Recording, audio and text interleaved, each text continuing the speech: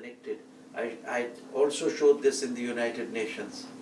But they told me one thing, that we are at such a basic stage of just sorting out the quarrels between countries.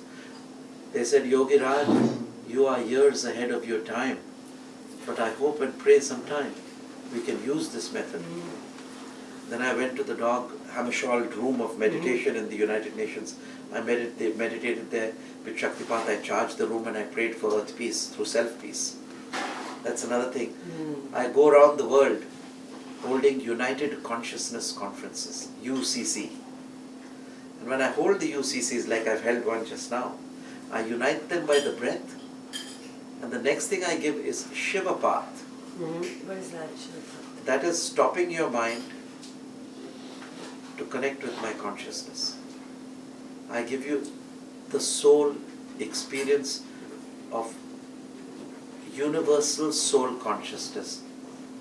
It's difficult for me to describe in words because these things are not done, you know. So when I help them with their thoughts, you see why I help them? The human being, he lives in a bedlam of misery created by his own thoughts. And he somehow cannot stop them. I stop them for him or her as a service to humanity. When I stop the thoughts, the aging process is also arrested in that moment of time. Are we able to do that for ourselves? Is it a learned thing? Can we invite it?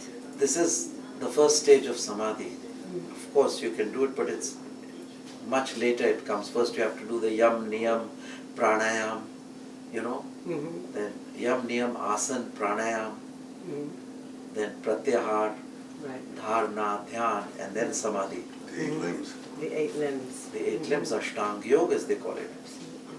Also given in the Sutrani Sutra Patanjali. So now I am giving you the last limb because in America they say the Guru blesses us, but we should also check him out. They use the words, let's check him out.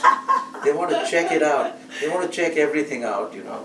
So I said, okay, check me out. I don't mind, I'm open, I'm game for checking me out. Wonderful. That's wonderful. But it's interesting that you were talking about breath work, but in a sort of a way, what I've learned about your teaching is that you're also saying that is the first step in a way in the unified field of consciousness. If you study, you start understanding that there is a field, an Akashic field of creativity, of consciousness, call it what you want, God, if that's what you believe in. Is that the work that you're doing? You're using the Kriyas and breath work to sort of allow us a gateway to that, it feels like. I mean, that's the experience I just had. Yes, I'm doing this as a gateway because the breath is most important in yoga. It's a solid stepping stone. You see, when I realized this as a young boy first, when I was in school, I was in Sherwood, and I had to descend to the bottom of the Nainital lake to render assistance in a drowning accident. There was another person called Bobby Myers with me and a fellow called Kenneth Khan. We were all in the same class. It was sometime in the 60s. And when I went down, the water used to throw us up after 20 feet. We had to go down to 35 to 40 feet. So we had a string and a boulder was tied. We sat down on the boulder and went. I missed hitting the string. I missed because I saw this hand underwater and I missed. I got nervous because we had to go one by one. One fellow went and the principal took a great risk without asking our parents.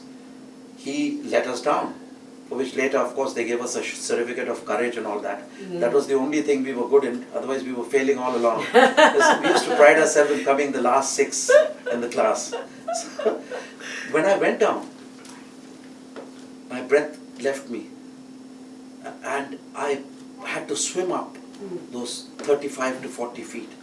And that was till eternity, I tell you. And then a new breath came.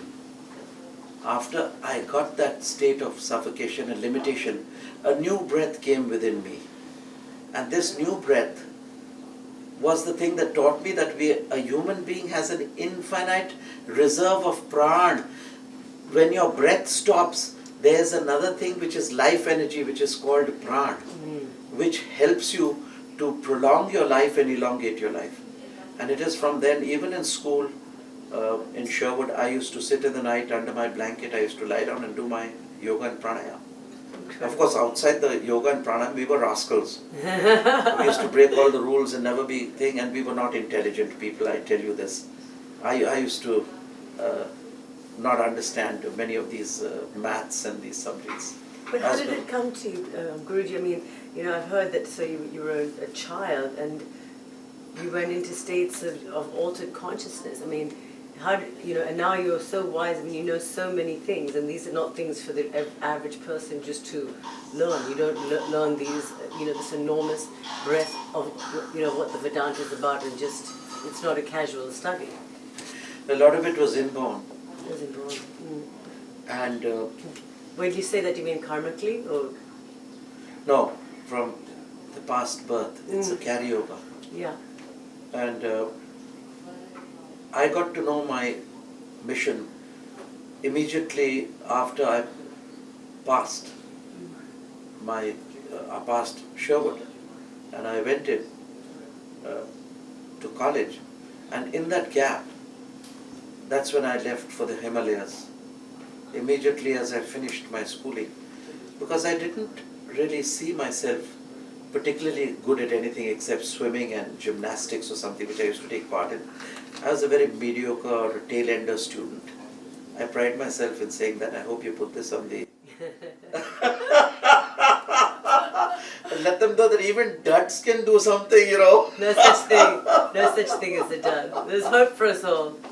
So that's why I'm giving the no-mind state. And that's the speciality when I'm giving them consciousness.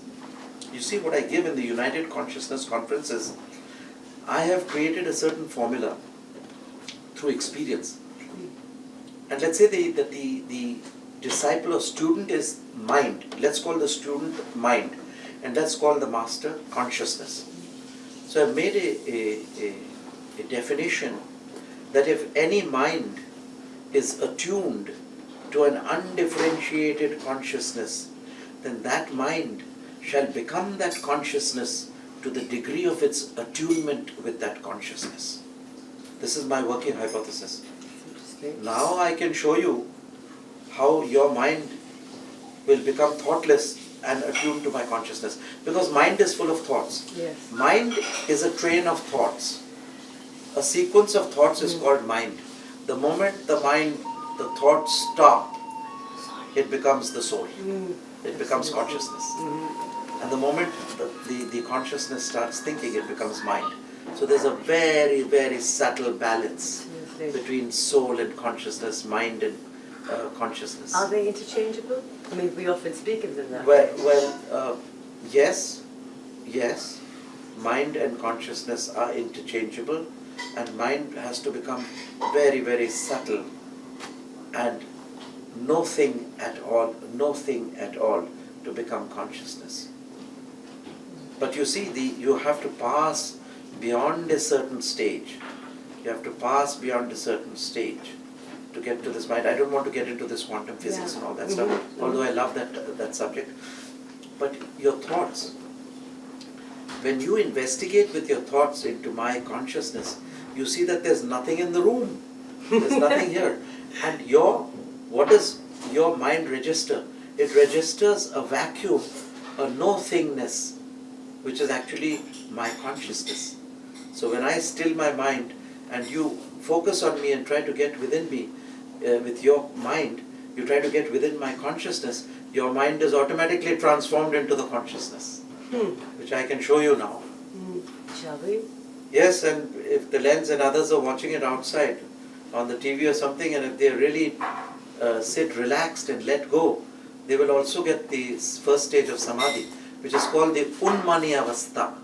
Unmani Samadhi